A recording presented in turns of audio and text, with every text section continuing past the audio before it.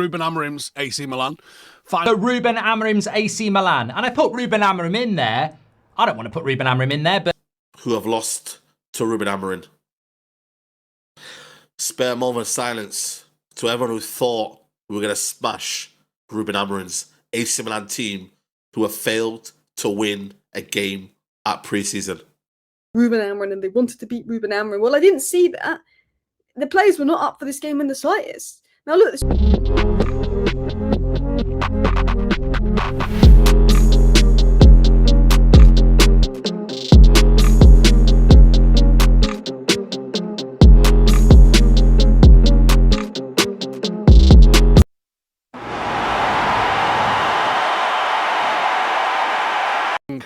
Just watch United lose 4-2 to AC Milan, to Ruben Amorim's AC Milan. Final friendly before the start of next week's Premier League season against Hull. Let's be honest, the result doesn't bother me. The result bothers me a little bit, right? I am bothered by results, so I can't pretend I'm not entirely bothered by results. But like I said in the pre-game stuff, this is about performance more than result, and fitness a little bit as well. But none of that was good. And the result was bad. A week before the season kicks off, we look exactly like a team unprepared. I don't think it's being dramatic.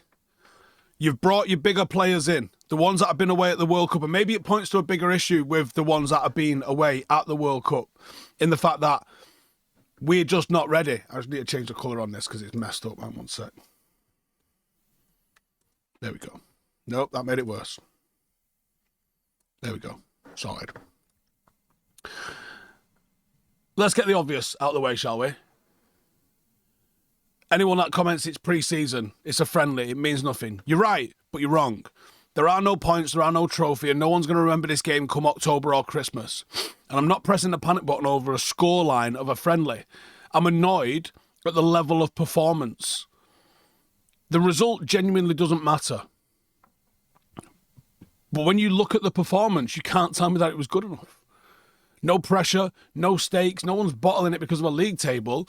Just look at the defence, look at the passing, look at the chance creation, look at the synergy, the fitness, the energy. Stand Manchester United lose 4-2 to Ruben Amorim's AC Milan. And I put Ruben Amorim in there.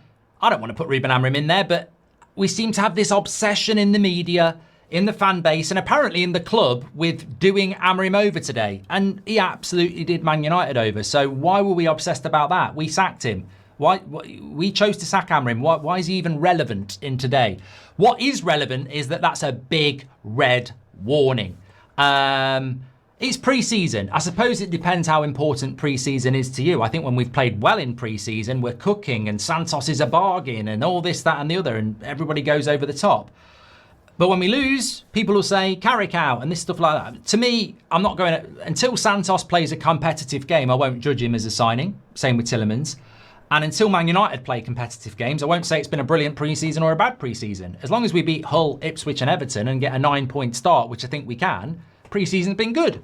But obviously there are some warning signs there. And the overarching warning sign is that, as I have said, and many of you have agreed with me, some of you haven't, and I keep saying it, is you can call it negativity, I call it realism. You can say it's toxic, I call it standards. Manchester United are the biggest club in England and we should be competing for the title every year. We haven't competed for a title for 13 years. Now, if you think that's acceptable, fine, I don't. And also, I think this transfer window has been pathetic, and today's game proves that. We need a starting left back. This week, we've heard we might be getting a backup left back. We need a starting left back. And we need another defensive midfielder. And today proved it in absolute... You know, I would actually almost say, yes, it's a warning, but in a sense, is it not justifiably good? We've been going on about what a crap transfer window it's been, how we're being outspent by Ipswich, how it's pathetic. Spare a moment of silence for these players who have lost to Ruben Amorim. Spare a moment of silence to everyone who thought we were going to smash Ruben Amorim's AC Milan team, who have failed to win a game at pre-season. That was embarrassing. That was embarrassing. I don't mind losing. I told you already. I don't mind losing. It's not about the loss. It's not about the win. It's not about the draw.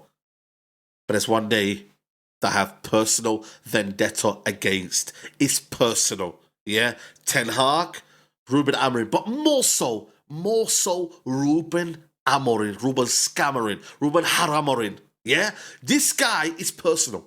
It is personal between this guy and myself. He has put me through torture. I had people in the car park telling me to enjoy the atmosphere. They told me to enjoy the atmosphere. And today, we've not only let them score 1, 2, 3, 4 damn goals against us here. And let me repeat something, by the way. Bully us, beat us convincingly. They have bopped us. They played football that I never saw in the amount of months that Amorim was here for. Never saw it. I never saw the football that they played. This is absolutely criminal. Like, I'm not going to go and say we're going to have a crazy bad season, but I feel embarrassed today. And you know what this does? It wakes up flipping Ineos, man. I've been screaming, I've been shouting, I've been gaslighted all summer, yeah, by people who tell me that, yo, we're good. We don't need these amount of signings. We needed 6 to 7 signings. Do you get that? Get I'm sorry. That was embarrassing, especially because this morning before the game, all these reports were coming out about how Man United wanted to smash Amorim today and how the players are really up for this game because it was against Ruben Amorim and they wanted to beat Ruben Amorim. Well, I didn't see that. The players were not up for this game in the slightest. Now, look, this is one pre-season game. If I'm going to judge pre-season as a whole, I actually think the football we've played for the majority of pre-season is good. And I think there's a lot more positives than negatives for pre-season. So I'm not going to just look at this one game and be like, the season is over, we are screwed. But this game was embarrassing because all this talk about the players wanting to shout at Ruben Amorim, all this talk about this and that, I'm not going to go in on the players. I'm not going to go in on Luke Shaw's horror performance today. I'm going to go in on Ineos because at the end of the day, yes, we've had a good pre-season. Yes, there has generally been encouraging performances from pre-season. But every single pre-season game, we've come out of it saying we need a left back, we need another midfielder, we need more. It's been 5 weeks since we signed Tielemans, 5 weeks of nothing. When you look at that performance and realise Ineos have done nothing for 5 weeks in the transfer market, it is embarrassing. And look, pre-season isn't the be-all and end-all. Arsenal have struggled to win games in pre-season. I'm pretty sure Arsenal lost to Tottenham last pre-season and we all saw what happened between Arsenal and Tottenham. I'm not saying that this means we're going to have an awful season. I'm not. But I think the obvious problems that were glaringly obvious before today's match became even more obvious after today's match. We are not very good out of possession. And when we had 33% possession in the first half because we couldn't win back the ball, which was a serious problem, we struggled. If we have 60% possession, we'll be a good footballing team, but we're not going to have 60% possession every game. We need to win back the ball. We need to be better without possession, and we've known that. We need legs in midfield. I think Tielemans is a bloody good player and made some really good passes, and I really like Yuri Tielemans, but we're not going to get the best out of him if he's having to run around a lot. We're not. Luke Shaw was awful today. I'm not even going to go on Luke Shaw, because we shouldn't be relying on Luke Shaw to be our only left back for a season where we could be playing 60 games. I mean, Luke Shaw's done everything he can today to tell Ineos to buy Lewis Hall. He's done everything he can today to do that. Because I thought Maguire, I know his score was bad. I thought Luke Shaw was bad. I have some serious concerns. They're the same concerns I've had for weeks. They're the same concerns.